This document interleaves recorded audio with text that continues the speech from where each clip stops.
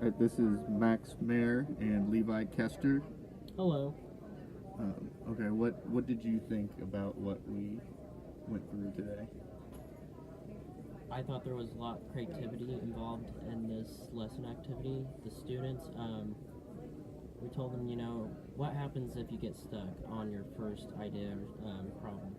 And one student in particular said, well, we just keep trying and we make modifications. And that was something I was looking forward today, is having someone or the whole group think of things that engineers or people in the real world would have to critically think about. I was impressed that they weren't afraid to fail.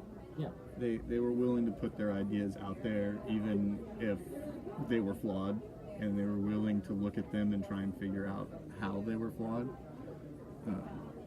I think overall it was a good experience. I think everyone enjoyed it, and I think we got our point across of what we were trying to accomplish. Let's go to some of these prompt questions. What went different than we expected in this lesson? I think time, we were prepared, but however, the students are going to go at their own rate, and that's okay.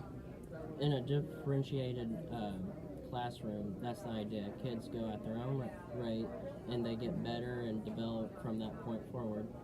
So having the time constraints was a little bit different than we expected, I think. I think we could have used a little bit more time to, not like time in class, but we could have ourselves tried to hash out a little bit better the collaborative aspect of it. Sure. I feel like the kids got a little confused on our graphic organizer when we kind of had them collaborating and passing a paper back and forth. So that went a little bit different than I expected. What went as we expected, I think, like you kind of talked about in your intro, just we expected them to, or we wanted them to be able to come up with the idea that their ideas weren't wrong, they just maybe need a little modification. And I wanted to see them not be afraid to fail and be able to come across with some new ideas. And that's another good point to make. I was reading an article about parents, and it also relates to teachers to an extent, is they came up with the new term lawnmower parents. And these parents in particular, they cut down or pave down all obstacles for their students or children.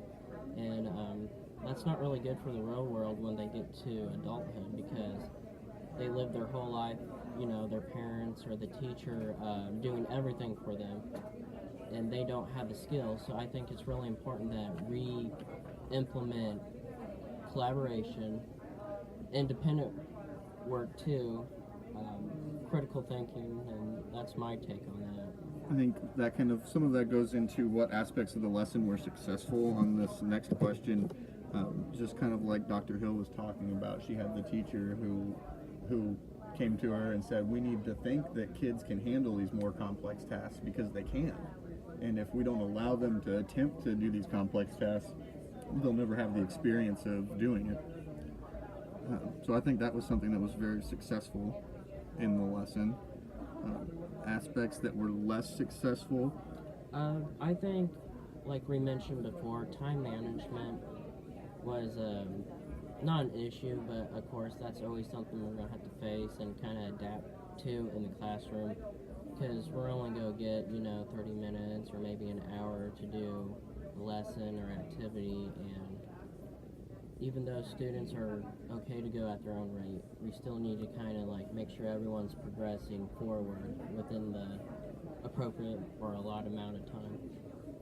Yeah, I think I noticed, and we wouldn't notice this if we were in our own classroom, but I noticed that, like you mentioned, we were kind of ahead of schedule as far as everyone else where they were, because we had them building when everyone else was kind of towards the end of the designing phase.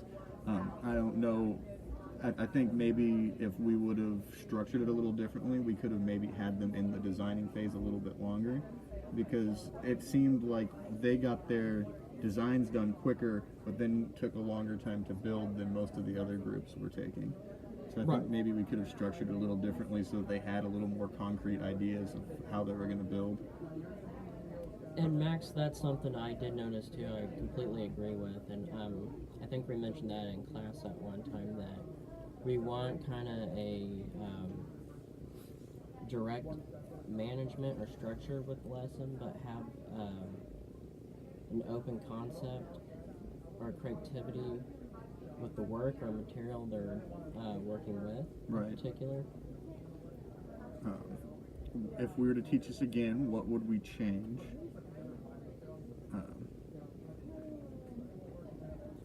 Well, like we mentioned before, just time management and then maybe a little bit more structure on the instructions, not necessarily the lesson itself. I think if I was to change something, I don't know that I would leave our models out as display, because they kind of, each one of them very strongly took influence from the things that we put out there. And in the other groups, I noticed some really unique ideas that were way different than what we were doing, and different from what I had seen the other groups in class doing too. And I agree with that. Maybe if we were to redo this, we would find a model that neither one of us used from the internet or something, for example. That way, if one group decided to create something similar to ours that we did in class, that would be more genuine than, you know, like you said, from us just displaying it. Or even if we had just displayed them briefly and then taken them away from their line of sight. So they had to purely do it on what they had remembered from it, rather than Yeah. looking at it and modeling it after it. I noticed that some of the kids were actually almost drawing our models in their design phase. So, but overall, I think it was a successful lesson. I think if we did it again, we'd probably change a few things, but we could make it work even better. Yeah, I mean, I was proud with what we did. It was our first try, so it went fairly all right, I think. Agreed. All right. Thank you.